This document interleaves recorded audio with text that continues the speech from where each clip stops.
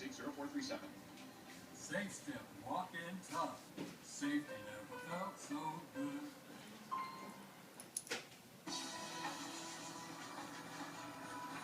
We're about 10 minutes into a 30-minute recess, and when the judge comes back, we hope that we will hear from her whether or not she's going to give a further clarification to the jury on the question of what constitutes manslaughter, a further explanation for them of her jury instruction.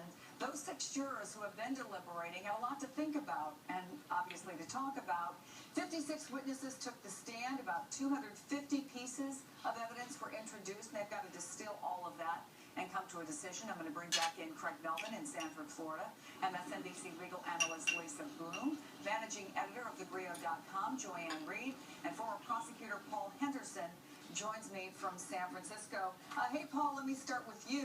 If you're the prosecutor, how are you feeling about that question?